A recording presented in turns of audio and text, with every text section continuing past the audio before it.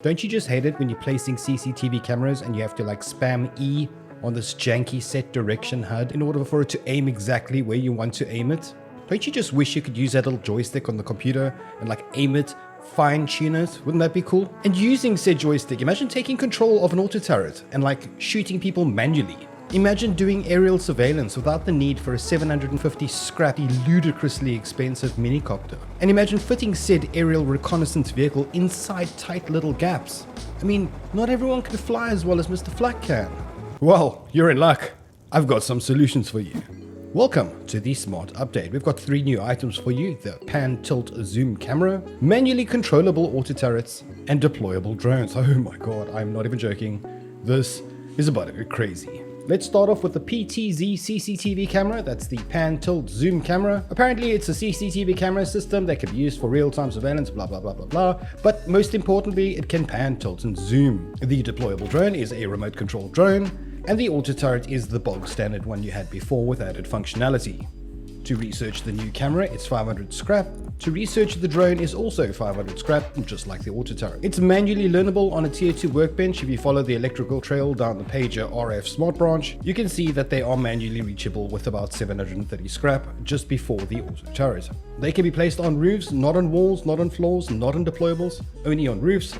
Now in the past, when you needed to set the direction, like I said in the beginning, you had to jam E. These new cameras, you also have the ability to jam E to aim it. However, now you can manually do it through the computer station. First, set an ID. I'm going to make this one cam new. I'm going to name the old one cam old. I'm going to give it some electricity. We're going to go add them to the computer station like before. Cam new, add cam old. I'm going to go into cam old first. You can see I'm dragging my mouse, moving the arrow keys. Nothing is working, nothing's changing. I'm going to click on cam new now. With the new camera, you're greeted with mouse look control. So as I move my mouse, it's moving around. It is crystal clear. It moves nice and fast actually, and it's quite impressive. In fact, if you spin it too fast, it sort of like bounces back a little bit, like it's almost like the motor's getting stuck. I thought that was a really cool feature. If I use my left click, I can zoom in like the binoculars. Every left click gets you a stage closer, and you can do some proper spying with it. Ooh. Give him his privacy. These are really cool for reconnaissance purposes. I can imagine if you scatter these all over the map, you can have a good idea of all the clan movements in the area. Finally, we have use for this dumb joystick. To craft one, you need one old CCTV camera, 150 metal frags, and a tier 2 workbench. Very cheap in my opinion. Next, we have deployable drones. These are really cool. You can place them anywhere. You can even place them inside monuments, and they actually have physics, which I thought was pretty cool. Place it on the edge, it should sort of topple over. There we go. You go to it, you press E on it, and you give it a name just like the cameras. I'm going to name it drone. You do not want to name your cameras, your drones, or your turrets anything simple. If somebody has your exact name, they can dial into your devices. So don't use something simple, make it complicated, uppercase, lowercase, numbers, nicknames, that type of thing. Trust me. But for the test, we're going to call it just lowercase drone. I'm going to add it to the computer station, and I'm going to click on it, and now we're in it. I'm going to use the left shift to start it and to rise. You use your mouse to look around and rotate the drone. Left shift and left alt make it go up and down. A and D keys are strafe left and strafe right, and W and S get you forward and backwards. If you've ever flown a drone before in your life, you would have no problem flying the Rust drone. The controls literally translate all over, and it was very fun to fly it. If you've never flown a drone before, I can promise you it'll take seconds to master it. It really is simple, and it's a heck of a lot of fun. Now we're going to do a quick height test.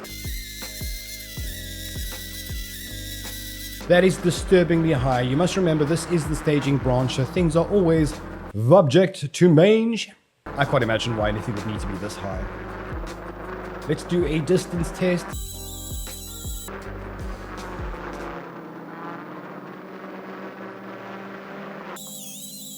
And apparently there is no cap on the distance. I'm pretty sure you can fly right around the map, and I in fact just got a good idea. Now the rig is down here, and my computer station is all the way in this bay of here. I'm going to fly over to the rig. And now that I'm at the rig, I'm going to place a hidden drone somewhere, name it test, I guess. I'm going to go over to the harbor, place another hidden test the drone, and I'm going to place one at the harbor. Now, as I fly back to my computer station to test, if you haven't yet, please be sure to subscribe. Plus, toss old flaky boy a charity like, and I will love you long time. Okay, we're going to hop into the rig camera, and I'm stalling. Okay, don't take off on an angle.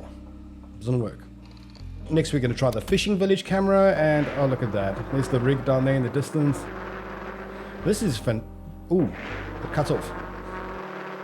I had to press left shift. Oh, I did it again. Okay, I have to push left shift to like start it up again.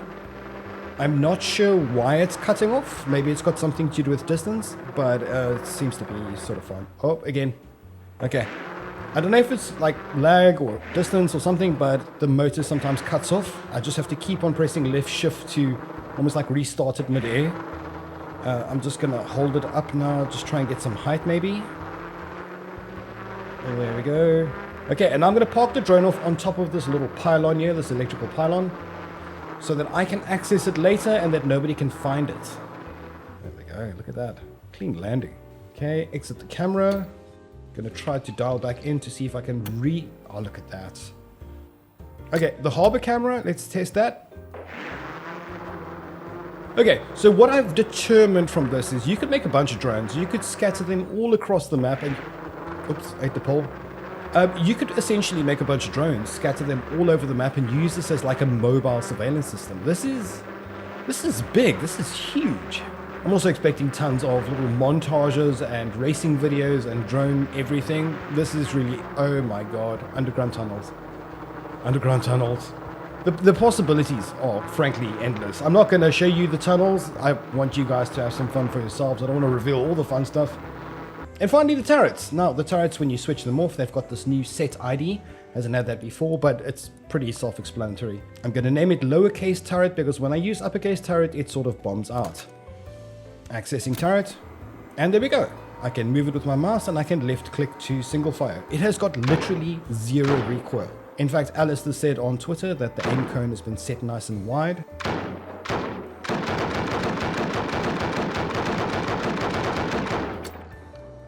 I don't know, man, that looks pretty tight. Then once you leave your computer station, it automatically flips over to a standard auto turret. No aiming needed. Now I've placed a bunch of humans, a couple of platforms out. I want to show you how the draw distance works on these things. If you look through the turret, you'll notice the draw distance has been heavily capped. This is for obvious reasons. You don't want to be able to shoot across the map using an M249 manual turret. So if you look at the one on the left, you will see that platform is virtually invisible.